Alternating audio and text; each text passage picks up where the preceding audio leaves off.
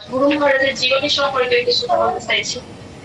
আর এখন আমারও গুরু মহারাজের প্রতি যে একটা প্রমাণ সেই সম্পর্কে তো আমার শ্রী শ্রীমদ জগন্নাথ স্বামী গুরু মহারাজ বা ইস্কনের অন্যতম যে গুরুরা রয়েছেন কারোর সম্পর্কে কোনো রকম কোনো ধারণা ছিল না, যে ব্রহ্মচারী কি বা সন্ন্যাসী করা বা দীক্ষা গুরু করা কোনো কিছুই ছিল না। তো এই ভক্তির মাধ্যমে আমি গুরু মহারাজের একটা লীলা প্রথমে শুরু আপনাদের সাথে যুক্ত হওয়ার পর আমাকে পার্থিবিক যে ঘটনা শুনলাম যে গুরু মহারাজ একদিন একটি মানুষে রাধা মাধবকে পুষ্প নিবেদন করেছেন আর সেটা সত্যি সত্যি রাধা মাধব গ্রহণ করেছেন। তো তখন গুরু মহারাজ এই লীলাটা শুনে আমার অত্যন্ত আগ্রহ হয়েছিল তাকে অন্তত একবার দর্শন করার জন্য। কিন্তু আমি সেখানে তখন একটু যেতাম না বা কোথায় গেলে তার দর্শন হবে এই বিষয়গুলো আমার ছিল না। কিন্তু একটা মানে তার প্রতি একটা ভালো লাগা তৈরি হয়েছিল এই লীলাটা শোনার পর।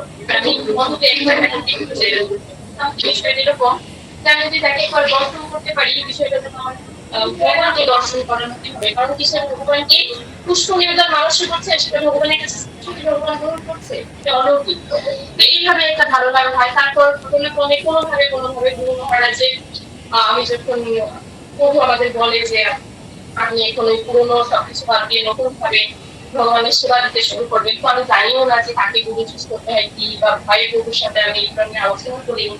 তো আমি যার থেকে গ্রন্থ নিয়ে এক মাতাজি, তো তিনি আমাকে বললেন যে আপনি গুরু সিলেক্ট করেছিলেন, কিন্তু আমি তো জানি না যে গুরু। তিনি আমাকে শিশুমত থেকে গুরু মহারাজের একটা ছবি দিয়েছিলেন, বললেন আপনি এটাতে কি করুন, আর আমি প্রণাম মন্ত্র দিলেন শিখিয়ে দিয়েছিল। তো উনি আমাকে বললেন এইভাবে সেবা করতে করতে আমি তার ফোনে আরো লেকচার শুনতে শুনতে আমার জানি তার প্রতি ভালো লাগাটা আরো বাড়তে থাকে। কিন্তু সেটা অনেক ভালো লাগে, সেটা খারাপ। কারণ যদি বলতে যাই তিনি একটা লীলা বলছিলেন শ্রী শ্রীমদ আর স্বামী গুরু মহারাজ প্রচুর দেশ বিদেশে ভ্রমণ করছেন। তিনি প্রায় 70টির উপরে দেশে এখনো পর্যন্ত ভ্রমণ করে গেছেন এবং প্রচার করে গেছেন। তো তিনি এত বেশি মানে বলা হয় গুরু মহারাজ যখন সুস্থ ছিলেন তিনি একটা দেশে ব্রেকফাস্ট করতেন, একটা দেশে লাঞ্চ করতেন, আর একটা দেশে ডিনার করতেন। এইভাবে তিনি দেশে দেশে প্রচার করেছেন। তো তিনি এত বেশি প্রচার করতেন, এয়ারলাইন্স থেকে তাকে গোল্ডেন টিকিট দিয়েছিল। এক সময় এক ভক্ত তাকে জিজ্ঞাসা করলেন যে গুরু মহারাজ মানে ভক্ত ঠিক না, তাদের যে একটা মানে তারই ওই সমপর্যায়ের কোনো গুরু ভাটা বা কেউ এরকম, যে আপনি নাকি গোল্ডেন টিকিট পেয়েছেন।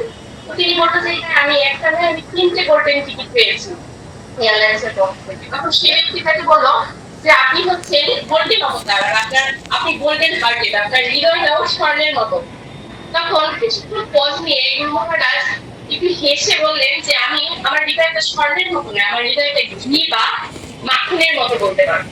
এগুলো শুনে ওই ব্যক্তি একটু বিষয়ান্বিত হলেন যে এটা কি বলছেন, একটু ব্যাখ্যা করুন, আমি বুঝতে পারছি না।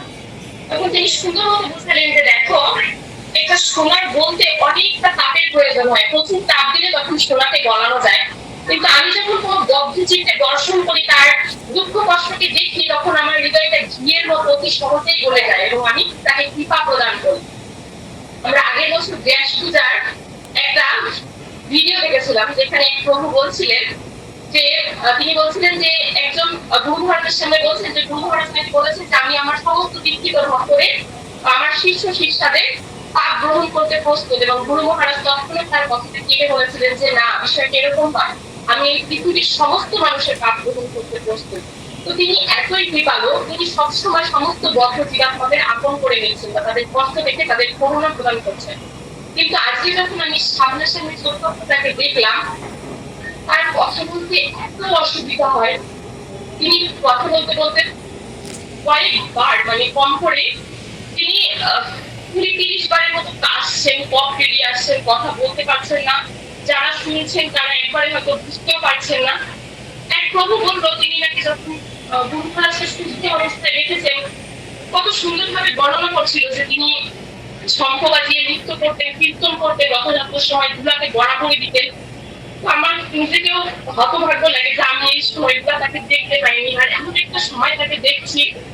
আর তাকে দেখে এখন আমার অনেক বেশি কষ্ট হয়, কারণ আমি ভাবি যে আমি তাকে সিলেক্ট করেছি বা আমি তাকে গুরুরূপে জয়েন করেছি বা মনে করে তাকে চাইছি, তো অবশ্যই তিনি এত কৃপালু, তিনি আমাকে গ্রহণ করবেন, আর আমার যা পাপ আছে তো সেগুলা তারা দূর করার আরো অতি বেশি কষ্ট পাচ্ছে। তো এখন আমি আজকে ওখানে বসে বসে আমার অনেক কষ্ট লাগছিল তার এই পরিস্থিতি দেখে, কিন্তু তার মতো তিনি সমানে প্রবর্তন দিয়ে যাচ্ছিলেন। তো এই বিষয়ে আরেকটা কথা শুনলাম যে গুরু মহারাজের যখন ডায়ালিসিস হয় তখন তিনি নাকি সেখান থেকে বেরিয়ে আসার পর কথাটা তার গলা থেকে আওয়াজ বেরোয় না।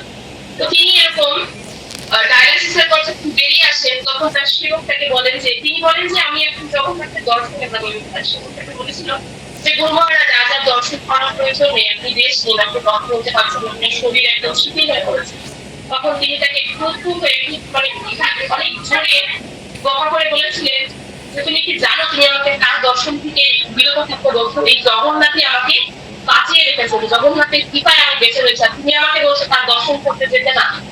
বা আমরা আগের দিনের ঘটনাটাও দেখতে পারি, তিনি দক্ষিণ ভারত থেকে চেন্নাই তিনি হসপিটালে ভর্তি থাকে, হসপিটালে ভর্তি থেকে সেদিন রাতের আপডেটে দেখা তিনি মানে অক্সিজেন ছাড়া নর্মাল ভাবে শ্বাস নিতে পারছেন না।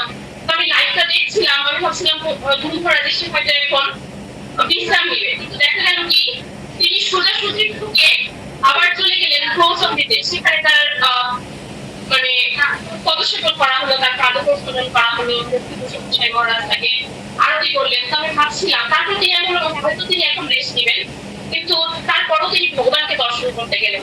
তো এইভাবে দেখা যায় কি আমাদের গুরু মহারাজ এই প্রকৃতির কথাটা আগে একদিন তিনি অসুস্থ লীলা করছেন অনেক জীবকে তার সেবায় নিযুক্ত করার জন্য।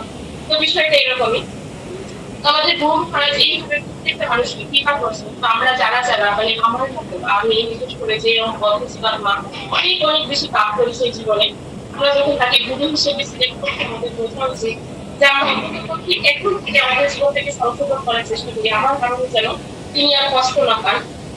আমি সংশোধন হয়ে থাকতে তিনি সুস্থ হতে পারবেন, আমি অন্যের কথা ভেবে লাভ নেই, তো আমি যেন নিজেকে সংশোধনের দ্বারা তাকে সুস্থ করে তুলতে পারি। আমি এখন তার জীবন থেকে কিছু কথা বলতে চাই। তিনি আমেরিকার মিলওয়াকিতে জন্মগ্রহণ করেছিলেন। কৃষ্ণ প্রভু অন্য কেউ কি সুযোগ নিতে তাহলে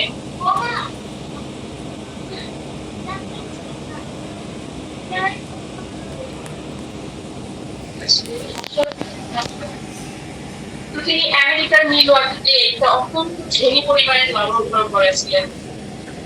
সেখানে তার কোনো কিছু অভাব ছিল না। তার জন্মকৃত নাম ছিল গর্ডন জন এবং তার ডাকনাম ছিল জয়। এবং তার যে প্রপিতামহ বা দাদু, তার দাদু ছিলেন একটা অনেক বড় রঙের কোম্পানির মালিক। তার দাদু জার্মানি ছিলেন, পরবর্তীতে তিনি আমেরিকার মিলওয়াকিতে চলে আসেন এবং সেখানে এসে তিনি ইংরেজি ভাষা জানতেন না। এবং তিনি ইংরেজি ভাষা প্লাস জার্মান ভাষা স্কুলও তিনি প্রতিষ্ঠা করেছিলেন এবং পরবর্তীতে তিনি একটা রঙের কোম্পানি করেন, যে রঙের কোম্পানি তারা কয়েক কোটি ডলারের সম্পত্তি অর্জন করেছিলেন। তো তিনি চাইলেই কিন্তু পারতেন সেই সমস্ত সম্পত্তির অধিকারী হবে, কিন্তু না, তিনি কি করেছিলেন শিল প্রভুপাদের এই কৃষ্ণ ভাবনা কিন্তু আন্দোলন চিন্তা করেছিলেন। আমরা আজকে মায়াপুরে গিয়ে প্রকৃতি একই কথা বলি, অতি সুন্দর এই ধামটা আসলে যেন মনে হয় ভগবত ধাম বা কত কিছু, কিন্তু এর পিছনে যে ছিল গুরু মহারাজ কত বড় আত্মত্যাগ রয়েছে আমরা একটা বড় ভেবে দেখিলাম। যখন প্রভুপাদ তাকে একটা জমি দিয়ে বলেছিলেন আমি তোমাকে ভগবানের জমি দিচ্ছি, তুমি তার উন্নয়ন করো, তখন সেটা ছিল ফাঁকা একটা মাঠ। আর আমরা গুরু মহারাজের সেই সময় স্ট্রাগলটাও জানি। তিনি যখন মায়াপুরে এই কনস্ট্রাকশনের জন্য এত জিনিস আনা হতো, চুরি হয়ে যেত, ডাকাতিরা ডাকাতি করতো, তিনি কি করতো যে মানুষটা কখনো কাদামাটিতে খাওয়া দেয় আমেরিকার মিলওয়াকিতে, এত ধনী পরিবারে তিনি জন্মগ্রহণ করেছিলেন। তো তিনি সেই রড বালি পাথর গাছে তার উপরে শুয়ে থাকতেন, সেগুলোকে পাহারা দেওয়ার জন্য আছে না এগুলোকে টাকাতে চুরি করে নিয়ে যায়। তো এইভাবে তিনি অনেক কষ্ট করেছেন এবং আজকে তিনি এই মায়াপুরটাকে তৈরি করেছেন যেখানে কি আমরা এর প্রতি একটু আনন্দ পাচ্ছি বা কিছু দিচ্ছি। তারপর তিনি নামহট্ট তার পুনরায় যেটা ভক্তি বিনোদ ঠাকুর যখন নবদ্বীপে আসেন, নবদ্বীপে জিরাফ শাসন করে, তখন তিনি দেখলেন যে এখানে অসম্প্রদায় হয়ে গেছে নবদ্বীপে।